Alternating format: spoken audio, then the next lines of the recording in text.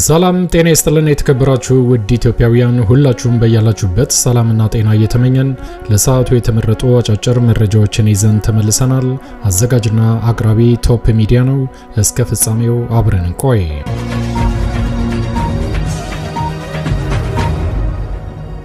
ክቡራን አድማጮች እንደተለመደው ይሄ መረጃ ለፍትህ፣ ለዲሞክራሲ፣ ለእኩልነት ለሚታገሉ ንጹሃን ወገኖቻችን በአጠቃላይ ድምጽ ለመሆን ስለሚረዳ ወዳጆቼ ላይክ በማድረግ እንድትጀምሩ ስል በትህትና ለማስታወስ እወዳለሁ።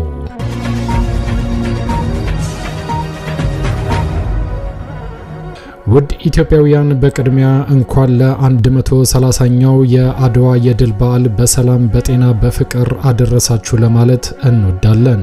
እንግዲህ በሀገራችን ኢትዮጵያ የአብይ አህመድ አገዛዝ ወደዚህ ስልጣን ከመጣ በኋላ በግንባር ቀደምነት የገደለውና እየገደለው ያለው ነገር ቢኖር የአድዋ ድል በዓል በኢትዮጵያ አከባበርን እንደሆነ ይታወቃል። ዛሬም በመዲናችን አዲስ አበባ 130ኛው የአድዋ ድል በዓል አብይ አህመድ በፈለገውና ባቀደው መሰረት ከሚኒሊክ አደባባይ አንስቶ ያን የመሰለ ዝግጅት አስቀርቶ አሁን ሙዚየም ብሎ ወደ አሰራው ሜዳ ላይ አድርጎታል። በዛም እጅግ በጣም በሚያስገርም ሁኔታ የአዲስ አበባ ነዋሪዎች በተለይ የዚህ ጄኔሬሽን በአስገራሚ ሁኔታ ሲያከብረው የነበረው የአድዋ ድል በዓል ዛሬ አቀዝቅዞት እንደተለመደው በቀበሌ የተመረጡ እናትና አባቶችን ሰብስቦ በሜዳ ላይ የመከላከያ ሰራዊት አባላትን አስቀምጦ አክብሮታል። በአጠቃላይ የአብይ አህመድ አገዛዝ ያን ደማቅ የአድዋ በዓል አከባበር ግድል አድርጎ እሱ በፈለገው መንገድ ጣሊያንን እያስደሰተ ቀጥሏል። ይሄንን በተመለከተ ታዋቂው ሙዚቀኛ ቴዲ አፍሮ እጅግ በጣም ጠንካራ መልእክቱን አስተላልፏል። በተጨማሪም የአማራ ፋኖ ብሔራዊ ንቅናቄ በዓሉን አስመልክቶ መግለጫ ሰጥቷል። ይህንን በተመለከተ የምታዳምጡት ይዘናል። በሌላ መረጃ ደግሞ ዛሬ የአማራ ፋኖ ብሔራዊ ንቅናቄ ከወደ ወሎ አካባቢ ታሪክ ተሰራ ሲል መረጃ ልኳል።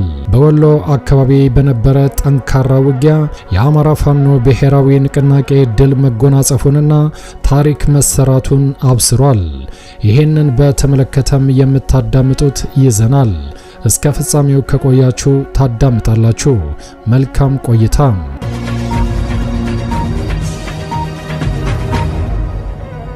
ውድ ኢትዮጵያውያን ቀዳሚ ወዳደረኩት መረጃ ሳልፍ በድጋሚ እንኳን ለ130ኛው የአድዋ የድል በዓል በሰላም በጤና በፍቅር አደረሳችሁ። የአማራ ፋኖ ብሔራዊ ንቅናቄ አፋብን 130ኛው የአድዋ በዓል ድልን አስመልክቶ አጠር ያለ መግለጫ ሰጥቷል። ሙሉ መግለጫው እንደሚከተለው ይቀርባል። የካቲት 23 2018 ዓ.ም የአማራ ፋኖ ብሔራዊ ንቅናቄ 130ኛውን የአድዋ ድል አስመልክቶ የተሰጠ መግለጫ። አድዋ የነጻነት፣ የአንድነት፣ የአይበገሬነት፣ የራስ በቅነት ውጤት ነው። አድዋ ከጊዜያዊ ትርፍ ይልቅ የሀገርን ክብርና ነጻነትን፣ ከፍርፋሪ ይልቅ ኩራትን፣ ከአጎብዳጅነት ይልቅ የሞራል ልዕልናን ያስቀደሙ አባቶቻችን የፈጸሙት ድንቅ የታሪክ ክስተት ነው። አድዋ ኢትዮጵያ በዓለም መድረክ ከተከሰቱ የዓለም ስልጣኔዎች መካከል አንዷ መሆኗን ያስመሰከረ በደረጀ የአመራር ጥበብ የጋራ በሆነ ብሔራዊ አጀንዳ ኢትዮጵያውያን በአንድነት የተሰለፉበት መድረክ ነው። ሀገርና ሕዝብ መውደድን አውርተው ሳይሆን ሰርተው ተነግሮላቸው ሳይሆን ተግብረውት ያሳዩ አጼ ሚኒሊክ፣ እቴጌ ጣይቱና ሌሎች የዘመኑ ክስተቶች በጽናታቸው፣ በአመራር ጥበባቸው፣ በአስተዋይነታቸውና በቆራጥነታቸው እብሪተኛ ወራሪዎችን በማሸነፍ ለአፍሪካ ኩራት የሆነ ድል የቀኝ ገዢዎችን የኃይል ሚዛን ያዛቡበት ታሪካዊ ክስተትም ነው አድዋ። የኢትዮጵያን ብዝሃነት ከጭፍለቃ ያዳነው የአድዋ ድል ኢትዮጵያ በዓለም አቀፍ የፖለቲካ መድረክ ተሰሚነት ያላት ሀገር እንድትሆን ከማስቻሉም በላይ ለዓለም የዲፕሎማሲ ሕግ የጋራ ደህንነትና በሉዓላዊነት ጣልቃ ያለመግባትን መርሆች እንድታበረክት አድርጓል። የአማራ ፋኖ ብሔራዊ ንቅናቄ ለመላው ኢትዮጵያውያን እንኳን ለአድዋ ድል 130ኛው ዓመት አደረሳችሁ ይላል። 130ኛውን የአድዋ ድል ስናከብር ኢትዮጵያን ከታሪኳ የሚጠላው የብልጽግና አገዛዝ በአማራ ሕዝብ ላይ የከፈተውን የዘር ማጥፋት ጦርነት በመመከትና በሌሎች ኢትዮጵያውያን ላይ የደቀነውን አደጋም ለመከላከል የሚያበቃ ተጋድሎ በማድረግ ነው። ከአድዋ መንፈስ በተቃራኒ የተሰለፈው የአብይ አህመድ ቡድን የሀገሪቱን የመከላከያ ተቋም አመራር ለአረብ ኤሚሬቶች በማስረከብ ኢትዮጵያውያንን በባዕዳን ወንበዴ ሀገራት ድሮንና ጀት በማስጨፍጨፍ ታሪክ ይቅር የማይለው አሳፋሪ ተግባር በመፈጸም ላይ ይገኛል። ባንዳነትንና ባዳነትን ከአረመኔነት ጋር የተላበሰውን የብልጽግና አገዛዝ በማስወገድ ሀገራችንን ካልተነገረው የአረብ ኤሚሬትስ ቅኝ ግዛት ለማላቀቅ በቁርጠኝነት የምንታገል መሆኑን በዚህ አጋጣሚ እናረጋግጣለን። የአማራ ፋኖ ብሔራዊ ንቅናቄ የካቲት 23 ቀን 2018 ዓ.ም 130ኛውን የአድዋ ድል አስመልክቶ የተሰጠ መግለጫ።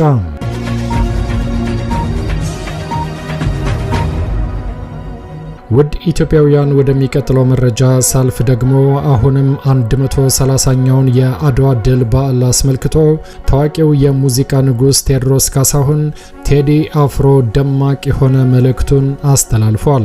የካቲት 23 ቀን 2018 ዓ.ም የአክብሮት ሰላምታይን በማስቀደም ለመላው ኢትዮጵያውያን ወገኖቻችን በሙሉ እንኳን ለታሪካዊውና አንጸባራቂው የአድዋ ድል በዓል አደረሳችሁ የሚል መልእክቴን ሳስተላልፍ በታላቅ ብሔራዊ ኩራት ነው። የዘንድሮው 130ኛው የአድዋ ድል በዓል ስናከብር ከቅርብ ዓመታት ወዲህ በሀገራችን ባለው የፖለቲካ አለመረጋጋት ሳቢያ በተለያዩ የሀገራችን ክፍሎች እስካሁኗ ሰዓት ድረስ በማንነታቸው ብቻ ተለይተው እጅግ ኢሰብአዊ በሆነ መንገድ በአሰቃቂ ሁኔታ በግፍ እየተገደሉ ያሉ እንዲሁም የአካልና የስነ ልቦና ጉዳት የሚደርስባቸው ብሎም ከቤት ንብረታቸው ከቀያቸው የሚፈናቀሉ ንጹሃን ወገኖቻችንን በህሊና ጸሎት እያሰብንና ለዚህም እየተባባሰ ለመጣው ትኩረትም ለተነፈገው ማህበራዊ ሀገራዊ ቀውስ መንስኤው ሀገራችን ኢትዮጵያ ላለፉት ቀላል ለማይባሉ ዓመታት ቁልቁል ሰብቆ የያዛት የዘር ፖለቲካ መሆኑን አጽንኦት በመስጠት ከመቼውም ጊዜ በላይ መላው ኢትዮጵያውያን ዘር፣ ሃይማኖት ሳይለይ በአንድነት በመቆም ለጋራ ህልውናችን ስጋት የሆነውን ጎሳን መሰረት ያደረገ ስርዓት ለአንዴና ለመጨረሻ ጊዜ በቃ ልንለው የሚገባ መሆኑን በጥብቅ በማሳሰብም ጭምር ነው። ፍትህ በግፍ እየሞቱ ላሉና ትኩረት ለተነፈጉ ንጹሃን ወገኖቻችን ኢትዮጵያ ለዘላለም ትኑር፣ ፍቅር ያሸንፋል። ቴዎድሮስ ካሳሁን ቴዲ አፍሮ የካቲት 23 ቀን 2018 ዓ.ም 130ኛው የአድዋ ድል በዓልን አስመልክቶ ያስተላለፈው ጠንካራ መግለጫ ነበረ።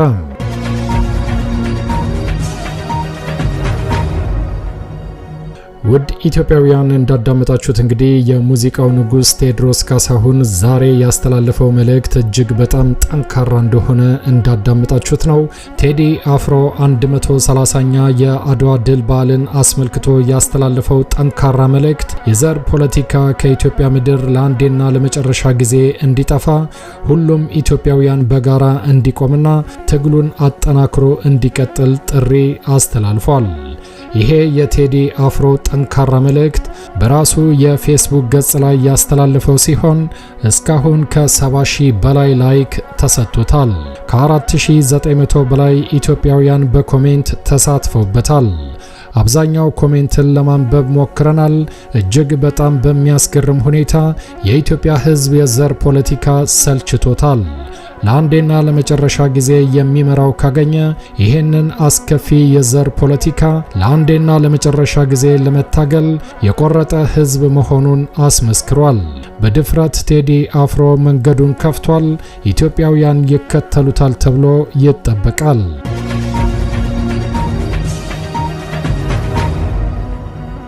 ውድ ኢትዮጵያውያን ወደሚቀጥለው መረጃ ሳልፍ ደግሞ የአማራ ፋኖ ብሔራዊ ንቅናቄ ዛሬ ከወደ ወሎ አካባቢ ታሪክ እንደተሰራና ድል እንደቀናው ይፋ አድርጓል። የሚኒሊክ እዝ ልዩ ዘመቻ አሃድ ዘመቻ መሪ በነበረው ሰማዕቱ አርበኛ ፍሬው አለና በስሙ በሰየመው ዘመቻ ሚኒሊክ እዝ ታላቅ ድል ተጎናጸፈ። የካቲት 23 ቀን 2018 ዓ.ም በምዕራብ ወሎ ግንባር የ11ኛው እዝ 203ኛ ኮር ሰራዊት ድባቅ ተመታ ብሏል። 2 ሞርታር 82 ሚሜ ከባድ መሳሪያ ከበርካታ የቡድንና የነፍስ ወከፍ መሳሪያ ጋር ተማርኳል ብሏል። በርካታ ጠላትም በዚህ ግንባር ተደምስሷል።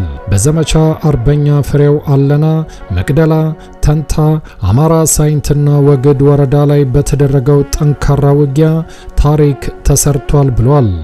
መቅደላ ወረዳ ውስጥ የአማራ ፋኖ ብሔራዊ ንቅናቄ ምስራቅ አማራ ቀጠና ሚኒሊክ እዝ ልዩ ዘመቻ ሰራዊታችን የንጉስ ሚካኤል አሊ ኮር አማራ ሳይንት መቅደላ ክፍለ ጦር ሼህ ሁሴን ጀብሪል ሻለቃና የልጅ ኢያሱ ኮር 23ኛ ክፍለ ጦር በቅንጅት በሰሩት ኦፕሬሽን የመቅደላ ወረዳ መቀመጫ ማሻ ከተማን ጨምሮ ሌሎች ታዳጊ ከተሞችንም በወገን ኃይል በቁጥጥር ስር ገብተዋል ብሏል።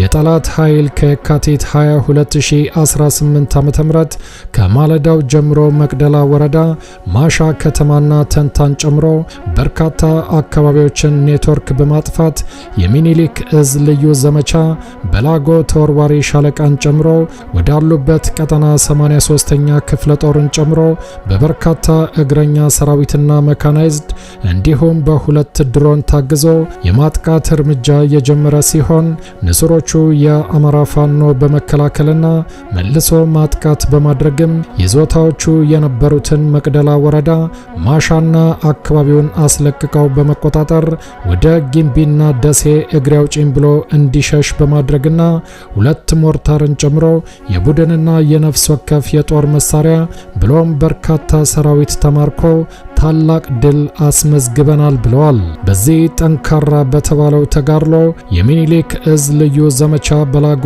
ተወርዋሪ ሻለቃውን ጨምሮ 2 ሞርታር 82 ሚሜ፣ 1 ብሬን፣ 1 ስናይፐር፣ ከ40 በላይ ክላሽንኮፍ የጦር መሳሪያ፣ ከ3500 በላይ የተለያዩ ተተኳሽ፣ 9 የመገናኛ ባትሪ እንዲሁም 30 የጠላት ወታደር ተማርኳል ብሏል።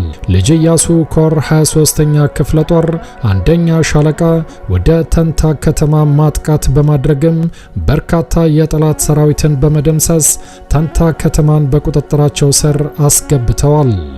በተመሳሳይ 23ኛ ክፍለ ጦር 2 ሻለቃ ከሌሎች የሚኒሊክ እዝ ልዩ ዘመቻ አህዶች ጋር በመጣመር ማሻ ከተማን ተቆጣጥረውታል። በአጠቃላይ ልጅ ኢያሱ ኮር 23ኛ ክፍለ ጦር በአምባሰል፣ ተንታ፣ ማሻ፣ መቅደላና ደሴ ዙሪያ ቀጠናዎች ላይ ባደረገው ጠንካራ ውጊያ በነጻነት እየተዘዋወሩና እያጠቁ ማርሽ ቀያሪ ድሎችን እያስመዘገቡ ይገኛል ብለዋል። በአጠቃላይ በዘመቻ አርበኛ ፍሬው አለና ጠላት በመቶዎች ሙትና ቁስለኛ የተደረገ ሲሆን በዘመቻው የተሳተፉ ሁሉም የሚኒሊክ እዝ አሃዶቻችን ያስመዘገቡት ድል ነው ብለዋል። 2 ሞርታር ከባድ መሳሪያ፣ 7 ብሬን፣ 6 ስናይፐር፣ ከ100 በላይ ክላሽንኮፍ ከበርካታ ተተኳሽና ከ30 በላይ የጠላት ሰራዊት ጋር በዚህ ግንባር ተማርኳል ብለዋል። የፋሽስቱ አብይ አህመድ ሰራዊትም ከኢትዮ ቴሌኮም ጋር በመተባበር የሞባይል ኔትወርክ በማጥፋት የመገናኛ አማራጮችን ዘግቶ ኦፕሬሽን ለመስራት በማሰብ ዝግጅቱን አጠናቆ ካበቃ በኋላ በተወሰኑ ወረዳዎች ውስጥ እንቅስቃሴ ጀምሮ ስለነበር እንቅስቃሴውን ለመግታትና ለመቆጣጠር ወግድ ወረዳ ላይ መብረቅ ክፍለ ጦር ከትላንትና ጀምሮ በአበዬ ጉርባ ቀጠና ገዛዛ አቦ አቅራቢያ ደፈጣጥሎ በርካታ ኃይሉን ሙትና ቁስለኛ አድርጎበታል። በተመሳሳይ በአማራ ሳይንት ግንባር ደግሞ የአማራ ሳይንት መቅደላ ክፍለ ጦር ታቦር ተራራ ሻለቃ ጀብዱ ፈጽሟል ሲል የአማራ ፋኖ ብሔራዊ ንቅናቄ ይፋ አድርጓል። ከትላንትና ማለዳ ጀምሮ ጓሜዳ አቅራቢያ ከባድ ውጊያ ተካሂዷል። ከሳይንት አጅባር ከተማ ተነስቶ ወደ ጓሜዳ ቀጠና በመግባትም ከአርሶ አደሮች ግብር ለመሰብሰብ አስቦ በርካታ ኃይል ይዞ የመጣውን የጠላት ኃይል በመመከትም ያቀደውን ኦፕሬሽን ማበላሸት የተቻለ ሲሆን ጠላት ጓሜዳን ሳይረግጥ ሲቀርም በብስጭት የከባድ መሳሪያ ቅንቡላ ሲወረውር ውሎ የገበሬዎችን መኖሪያ ቤትና ንብረት አቃጥሎ የተረፈው ወደ መጣበት ፈርጥጧል ብለዋል። በተለምዶ መለሰ ሳንቃ በሩ የሚባል ስፍራ ላይ በተደረገው ጠንካራ ውጊያ በርካታ የጠላት ኃይል ስለተመታ ቁስለኞቹን ሳይንት አጅባር ሆስፒታል አስገብቷል። እዛው አውደ ውጊያ የተደረገበት ቦታ ላይ የሞቱ እንዳሉ የተረጋገጠ ሲሆን ከየካቲት 21 2018 ዓ.ም ከጧቱ ጀምሮ አስከሬን ሲለቅሙ ያዩአቸው የመረጃ ምንጮች ይፋ አድርገዋል። በተመሳሳይ በለጋምቦና ከለላ ወረዳዎች በኩል የሚንቀሳቀሰውና የንጉስ ሚካኤል አሊ ኮር ክንፍ የሆነው ሳጅን አደም አሊ አባናዶ ክፍለ ጦር 3ኛ አህመድ ቀስተ ሻለቃ ወደ ዋርጃ ቀጠና ለመግባት በ20 መኪኖች ተጭኖ የተጓዘውን ጠላት በደፈጣ ጥሎ በወሰደበት ድንገተኛ ጠንካራ እርምጃ አብዛኛውን ዶጋ አመድ በማድረግ የተገኘና በትክክል የተቆጠረ 18 መደምሰሱን አረጋግጠናል። 23 የሚሆነው የብርሃኑ ጁላ ወታደር ደግሞ ቁስለኛ ሆኖ አቀስታ የካቲት 12 ሆስፒታል ገብቶ ሕክምና ላይ መሆኑ ታውቋል ብሏል። መዳረሻው ድልና ነጻነት የሆነው የአማራ ሕዝብ የህልውና ተጋድሎ ተጠናክሮ ይቀጥላል። ህልውናችን በተባበረ ክንዳችን። የአማራ ፋኖ ብሔራዊ ንቅናቄ ምስራቅ አማራ ቀጠና ሚኒሊክ እዝ የካቲት 23 ቀን 2018 ዓ.ም የተገኘውን ታሪካዊ ድል አስመልክቶ የተሰጠ መግለጫ።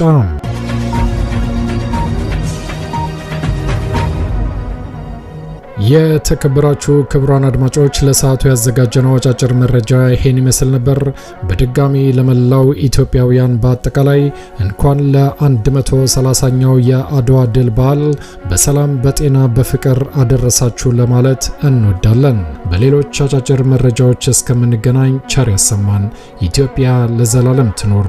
ዘረኝነት ይውደም።